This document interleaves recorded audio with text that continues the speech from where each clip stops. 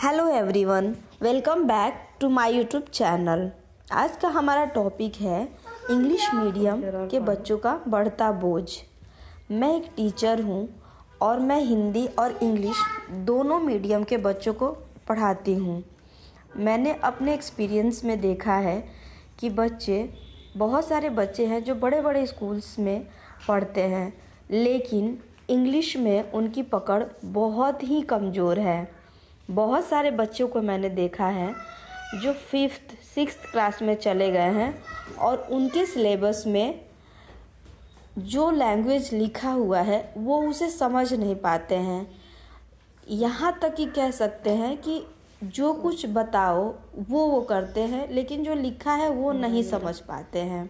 हम सब जानते हैं कि हम जो इंडियंस हैं, हमारी लैंग्वेज हिंदी है या अलग अलग स्टेट्स में उनकी मदर टंग अलग अलग है, और ऐसे में हमारे बच्चे इंग्लिश मीडियम में पढ़ते हैं। हम बच्चों का एडमिशन इंग्लिश मीडियम स्कूल में करवा देते हैं। हमारे घर का माहौल या हम खुद बोलते हैं या हमारे घर में जो लिस्ट बनता है, बच्चे जिन बच्चों के साथ खेलते हैं, हमारे आसपास के जो हेल्पर्स हैं, जिन लोगों से हमारे बच्चे मिलते हैं, सब हिंदी बोलते हैं। हमारे बच्चे का माइंड ऐसे ट्रेंड है कि वो सिर्फ हिंदी ही समझते हैं या जो उनकी मदर टंग है उसको समझते हैं। और जब बच्चों को हम इंग्लिश के बोझ में दबा दिए हैं और बच्चे स्कूल में जा रहे हैं, आ रहे हैं, प्राइवेट स्कूल्स में पढ़ रहे हैं, और मोस्ट स्कूल्स में मैंने एक्सपीरियंस किया है कि कम फीस देने की वजह से कम पढ़े लिखे टीचर्स रखे जाते हैं।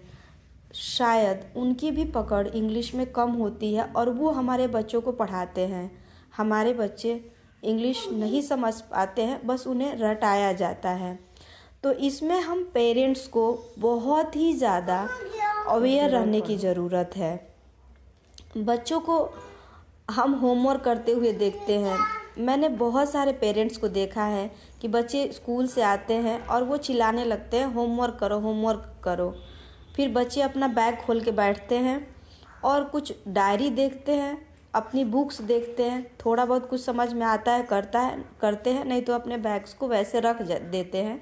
और जब उन्हें कुछ समझ में नहीं आता है, कहते हैं फ़ोन से हेल्प लेते हैं, फिर वो फ़ोन देखने लग जाते हैं। ऐसे में हम क्या करें?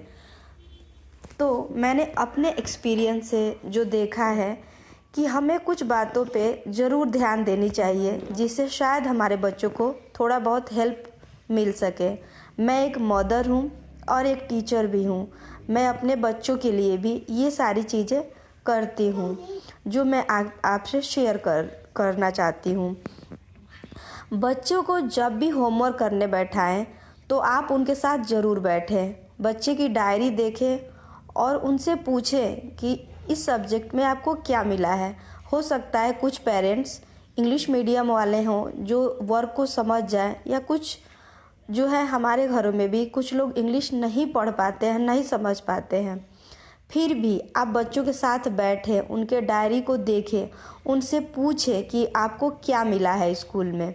आप इस सब्जेक्ट को देखें, सब्जेक्ट बाय सब्जेक्ट आप उनसे पूछें कि आपको क्या मिला है स्कूल में, आपने इसके बारे में क्या समझा।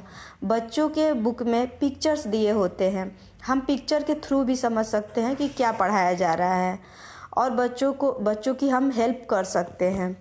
हम पेरेंट्स को बच्चों के साथ थोड़ी देर ज़रूर बैठना चाहिए, जिससे बच्चों के मन में ये डर रहे कि हमारे पेरेंट्स हमारे साथ बैठे हैं तो अटेंशन के साथ पढ़ पाएँ।